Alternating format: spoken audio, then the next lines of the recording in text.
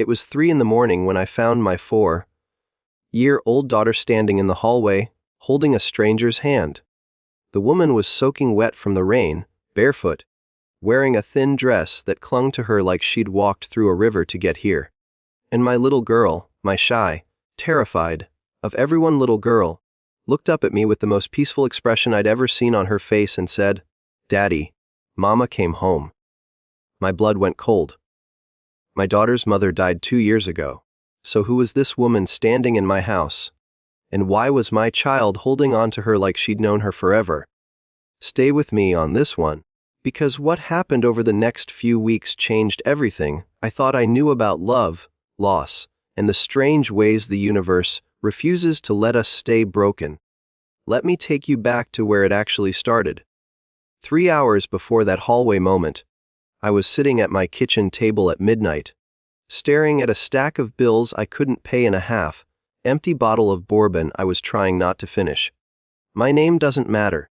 What matters is that I was a 34-year-old widower living in a small town outside of Asheville, North Carolina, raising a daughter who had stopped speaking to anyone but me after her mother passed. I worked as a carpenter, built furniture mostly, beautiful things for other people's homes while my own house fell apart around me. The porch railing was loose. The kitchen faucet dripped a rhythm that kept me company on nights like this. And the bedroom down the hall, the one that used to smell like vanilla and lavender, I hadn't opened that door in over a year. The knock came at exactly midnight. Not a pounding, desperate knock, a soft one, almost polite. Like whoever was out there wasn't sure they had the right to ask for anything. I opened the door and there she was. Blonde hair plastered to her face, blue eyes that were red from crying or cold or both, and a voice that shook when she spoke. "I'm so sorry to bother you. I ran out of gas about a mile down the road and my phone is dead. Could I maybe borrow some sugar?" I almost laughed. Sugar. Of all the things to ask for. But her hands were trembling, and she wasn't wearing shoes, and something about the way she stood there, like she was ready to bolt if I so much as raised my voice, told me this wasn't really about sugar. I stepped aside and let her in. She told me her name was Ellie. She said she was driving from Virginia to somewhere she hadn't decided yet, which is the kind of answer that raises about 100 questions. I didn't ask any of them. I just handed her a towel, made her a cup of coffee, and sat across from her at that cluttered kitchen table while she wrapped both hands around the mug like it was the only warm thing she'd touched in days. She had a bruise on her left wrist that she kept pulling her sleeve over, and every time a sound came from outside, a branch against the window, the wind pushing at the door, she flinched like something was coming for her. I should tell you something about myself. After my wife died, I became the kind of man who kept people at a distance. Not because I didn't care, but because caring had nearly destroyed me. I watched the woman I loved disappear over 8 months of hospital rooms and false hope, and when it was over, I made a silent promise that I would never let anyone that close again. My daughter and me, that was enough. That had to be enough. So when this stranger sat in my kitchen looking like the world had chewed her up and spit her out, every instinct I had told me to help her with her car, point her toward the gas station in town, and close my door. But then my daughter appeared. She came padding down the hallway in her little pajamas with the stars on them, the ones her mother had bought 3 sizes too big so she'd grow into them. She stood in the doorway and stared at Ellie with those enormous brown eyes, and I waited for what always happened, the retreat, the hiding behind my leg, the silence. Instead, she walked straight to Ellie, climbed into her lap without a word, and put her head against her chest. Ellie froze. I froze. My daughter, who hadn't voluntarily touched another human being besides me in 2 years, closed her eyes and exhaled like she'd finally found something she'd been looking for. And that's when she whispered it. Mama came home. If you're feeling this story right now, if something in your chest just tightened a little, I need you to drop a comment and tell me, because what comes next is going to wreck you in the best possible way. Ellie looked at me with pure panic. I would never, I didn't tell her to. I held up my hand. I know. She hasn't called anyone that since. I couldn't finish the sentence. I just stood there watching my daughter sleep against a stranger's heartbeat, and I felt something crack open inside me that I'd spent 2 years sealing shut. I told Ellie she could stay the night. I set up the couch with blankets, gave her an old sweatshirt of mine, and fully expected her to be gone by morning. She wasn't. When I came downstairs at 6, she had made breakfast.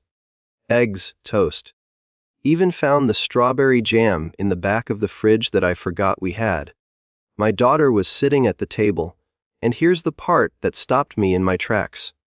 She was talking. Not to me, to Ellie. Full sentences. She was telling her about the bird that lived in the tree outside her window and how she'd named it Captain Feathers. Ellie was listening like it was the most important story anyone had ever told her. She asked follow-up questions. She laughed at the right moments. And my daughter glowed. There is no other word for it. She glowed.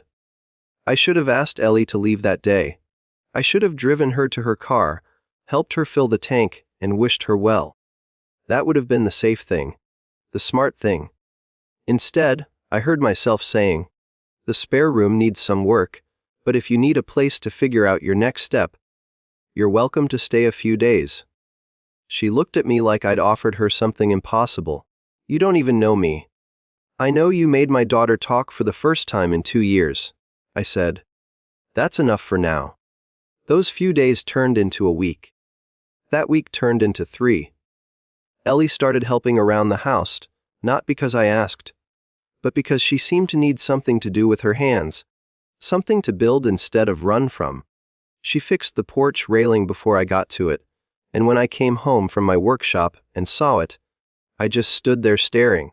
"You know carpentry?" She shrugged. "My grandfather taught me. Said a woman who can fix her own house never has to stay in someone else's." There was weight behind that sentence, and I filed it away with all the other things she wasn't telling me yet. The playful moments crept in slowly. One evening I was sanding a table in the garage and she wandered in, picked up a piece of scrap wood, and started carving something.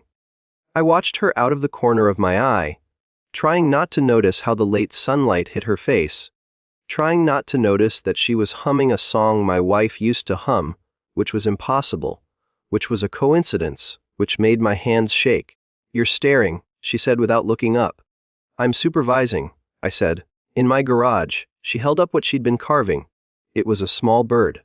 Rough, imperfect, but unmistakably a bird. "For your daughter," she said. "Captain Feathers needed a portrait." I laughed. Actually laughed. And the sound surprised me so much that I stopped. And she looked at me, and something passed between us that neither of us was ready to name. But this isn't a simple love story. Because 2 weeks into Ellie's stay, a black truck started showing up on my road. It would sit at the end of the driveway for 10, 15 minutes, then leave. The first time, I thought nothing of it. The second time, I noticed Ellie watching from the window with a face drained of all color.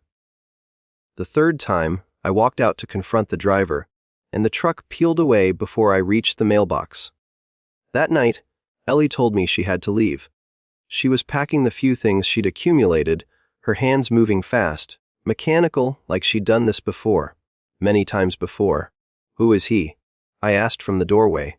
She stopped. Her back was to me, and I could see her shoulders shaking. "He's the reason I was barefoot on your doorstep at midnight. He's the reason I don't have a phone. He's the reason I flinch." She turned around, and for the first time, she wasn't hiding the bruise. There were others. On her collarbone, her upper arm, a constellation of someone else's violence mapped across her skin. "His name is Garrett. He's my ex-husband. And he will hurt anyone who helps me. Now here's where I need you to really lean in, because this is the moment where everything I thought I wanted, a quiet life, a closed heart, a safe distance from the world, came into direct conflict with the man I actually wanted to be." I took the bag out of her hands. I set it on the bed, and I said 5 words that I meant more than anything I'd said since my wedding vows. "You're not leaving." "He is." She started crying, not delicate, movie star crying. The ugly, gasping kind that comes from someone who hasn't been safe enough to fall apart in years. My daughter heard it, came to the doorway, and without hesitation walked to Ellie, took her hand, and said, "Don't be scared. Daddy fixes everything." I wish that were entirely true. But I called my buddy who is a deputy sheriff, and I called my brother who drove down from Virginia, and I called the lawyer I couldn't afford, but who owed me a favor from a dining table I'd built him at cost. Within a week, we had a restraining order filed. Within 2 weeks, Garrett showed up at my door anyway, because men like him treat legal documents like suggestions. He was bigger than me, younger than me. He had the kind of rage that fills a room like smoke. He stood on my new porch railing and told me I had no idea what I was getting into. I told him I'd been through things that would make his worst nightmare look like a vacation, and that if he set foot on my property again, he'd leave in ways he didn't arrive. My brother stepped out behind me. Then my neighbor from down the road, a retired Marine who'd seen the truck too. Then another neighbor. Then another. Garrett looked at the wall of people standing between him and the woman he thought he owned, and for the first time, I watched a bully realize he was outnumbered. He left. Eventually, the law caught up with him in another state for things he'd done to someone before Ellie, and the last I heard, he was sitting in a cell where he couldn't reach anyone. But the real story isn't about him. He's the storm. The real story is what grew after it passed. If this story is hitting you somewhere deep, go ahead and hit that like button right now. You have no idea how much it helps, and honestly, you're the reason I keep telling these stories. Let's keep going. With the threat gone, something shifted in my house. Ellie stopped flinching. My daughter started sleeping through the night. And I, the man who swore he'd never let anyone in again, found myself looking for reasons to be in whatever room Ellie was in. I'd bring her coffee in the morning, and our fingers would brush against the mug, and neither of us would pull away. She'd find sawdust in my hair and reach up to brush it out, and her hand would linger on my jaw for half a second longer than necessary. One night we were sitting on the porch after my daughter had gone to sleep, and the fireflies were out, thousands of them, turning the yard into something that looked like the sky had fallen gently to the ground. "Your wife," Ellie said quietly. What was she like? Nobody had asked me that. Everyone asked how she died, how I was coping, whether I was seeing anyone. Nobody had asked what she was like. So I told her. I told her about how she sang off key on purpose because it made our daughter laugh. How she could never fold a fitted sheet and refused to learn on principle. How she told me, in the last week, that her only regret was that she wouldn't get to see our girl grow up, and that she needed me to promise I wouldn't close my heart just because it was broken. I hadn't kept that promise. Until now. Ellie was quiet for a long time. Then she said, "She sounds like someone who would have wanted you to be sitting on this porch with someone, not alone." "Yeah," I said. "She probably would have picked you herself. She always had better taste than me." Ellie laughed. "Is that your way of saying you like me?" "That's my way of saying my 4-year-old picked you, and she's usually right about people." Usually. She also loves Captain Feathers. And that bird has stolen my lunch off the porch twice. She laughed again, and the sound of it mixed with the crickets and the fireflies, and I thought, this is what it feels like when a house becomes a home again. I kissed her on a Tuesday. It wasn't planned. She was helping me finish a bookshelf in the workshop, holding the side panel while I drove in the screws, and she had a pencil behind her ear and sawdust on her nose, and she said something smart about my measurements being off, which they weren't, and I set down the drill and I kissed her. She kissed me back, and the bookshelf stayed unfinished for another 2 days, because after that we couldn't stop talking. About everything. About her childhood in coastal Maine. About my years building furniture and how every piece felt like a prayer to the wood. About what we were terrified of and what we hoped for. About whether it was possible to be someone's second great love without competing with their first. I will never try to replace her. Ellie told me one night, "I know that," I said. "I'm not asking you to be her.